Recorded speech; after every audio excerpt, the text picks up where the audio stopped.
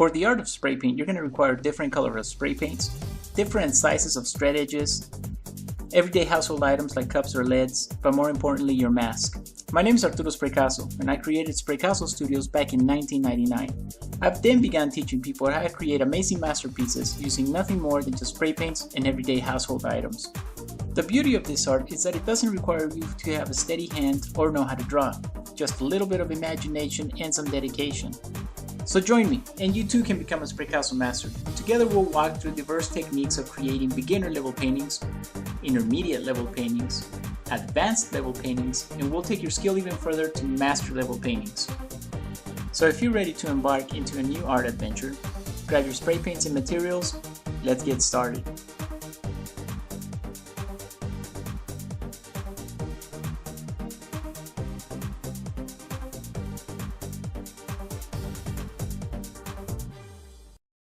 Hi everyone, and welcome back to another Spraycasso tutorial. Alright, so in today's tutorial we're going to do some nice little waterfalls. I know I've had a lot of comments, people wanting to know maybe a little bit more in depth on how to create waterfalls. There's different techniques out there, guys, so we're going to try another spray painting today. First we're going to begin with the sky layer. We're going to do light blue here on the background. This is actually called medium blue on the Spraycasso spray paint. And I'm just going to do some random patterns here. I'm going to make sure I cover the background with the blue, but I'm not going to completely cover it all. Now I'm going to go over it with a little bit of black just to create the effect of perhaps this is some clouds here in the background. I'm just going to darken that up.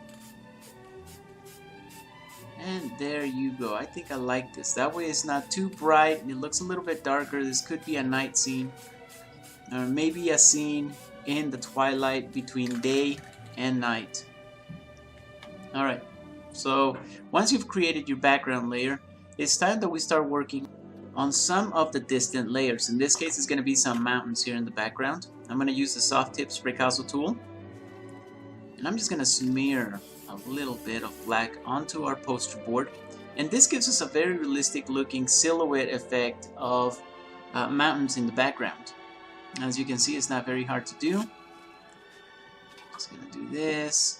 I'm going to smear it down. I want it to look just like that. That looks like a good mountain. Don't you guys think? Alright, I'm going to add a little bit of white, and this is going to separate our background from our water layer that I'm about to create here. So using a straight edge and a little bit of white, I just created some water ripples. Alright, I'm just going to use a little bit of white to make the definition a little bit more clear. It makes it like a little highlight. You can see it, it's a little bit brighter. Now using a little bit of black, I'm going to create another layer right here. This is going to be perhaps a small cliff real close to us. Alright, I'm just going to cover this up. But notice that I went ahead and I made the water definition first before overlapping this layer on top of it. Alright, now using the Spraycasso tool, what I went ahead and I did is I just smeared those colors together, kind of give it a little bit of a ripply effect. And as you can see, it made the water look, it's a nighttime scenery, so I wanted it to be a little bit darker, but when you added that white on top of it, it just created the water ripples a little bit more noticeable. I'm going to create another piece of terrain here close to us. Now this is all in a silhouette layer at the moment. Right, see the two separate. I'm going to leave this little small separation here on the bottom so that we can do that little waterfall. Alright, so I'm going to use our medium blue, a little bit of our white. Using the Spraycasso tool, look at this. This is very simple to do, guys. I'm just going to bring some of that paint onto our canvas and start smearing it. And then, right about here, all you do is you just smear it downwards, and look at that. It gives you a very realistic looking form of waterfall. Now, as I mentioned before, there's several different ways of creating it. This is just one of them. Excellent. I'm just going to smear some of these colors here on the bottom. Doesn't have to be very realistic at the moment. It just has to give us a little bit of a definition of what our water is going to be. Now you notice how I added a little bit of white here on top of the waterfall just to kind of define the water ripples a little bit more. Well, we're going to do the same to the water on the bottom. Now with our medium blue, and some of that white that we have on our palette, I'm going to start creating the general highlights for this rock. This is very simple to do. You just have to make sure you stay consistent with the light source. In this case, I know I want my light source to be, I don't know, maybe somewhere in between the two mountains in the background. So I'm going to concentrate a little bit here, and I'm going to add some of these highlights to reflect that. Perhaps the moon is not even on sight. It could be on our far left. I don't know. This is the beauty about spray painting and creating art in general, is that this is your world. You can make anything happen with it. Alright. So now I'm just going to take a little bit of black and my handy dandy sea sponge. I'm going to create a small little tree here. This is going to be a pine tree. I was going to make it just a rocky terrain, but you know what? I really love to create trees. I like having the branches. It just creates a more realistic atmosphere when doing your paintings, especially if it's an earthbound painting. Now, the secret to creating realistic looking pine trees is very simple. You start off with a very fine tip, and then as you work your way down, you start spreading some of those pine trees further and further apart. So I start from left to right, left to right. Now everything is in a silhouette layer at the moment, for the most part. So it's okay if your pine tree starts overlapping some of these other layers. We'll go back on top of it and we'll add some highlights later on. You see that? Very simple to do. I know I've seen a lot of people do this technique, create the pine trees using a foam brush. I don't recommend it, guys. If you want to experiment with it, yeah, please by all means. But I would recommend you do it pine trees with the foam brushes. Make sure you use the sea sponge. You're able to create better effects. Alright, so I'm just going to add a little more black here, and I'm going to concentrate on some of the plant life. Again, I'm using the same sea sponge. I'm just going to create maybe another little tree right about here. Using the same technique, start off with the fine points, start working your way down, and you start spreading those pine trees further and further apart in a nice little pyramid way. There we go, just like that. Tap, tap, tap, tap, tap, and it's very simple to do.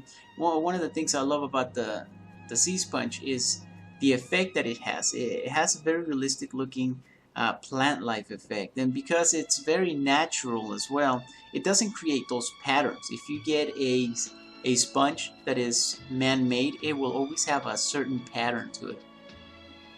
So, alright, I'm just creating some grass strands here on the bottom, and I'm trying to get some of these grass strands to really overlap some of the highlighted layers that we added in the background. Which reminds me, highlighted layers, we're going to add a little bit of medium blue to our rock here in the background. And I'm just going to smear that in, and it's just going to create the effect that there's certain highlights being hit by the moon. Now, I chose a blue color to do the highlights because I think it just adds more to the effect that it is nighttime, rather than me using either white or yellow. I'm just going to add a little bit of a highlight here, perhaps to some rocks that's close to us. This is very simple to do, and you can see you can spend a little more time to this spray painting and take it from an intermediate to an advanced. You can even take it all the way to a master. But this is something that you guys can do to practice. This is something you can do on live tutorials or live spray paintings, I mean. This is definitely a lot of fun. I believe practicing with techniques like this will definitely take your skills a little bit further, guys.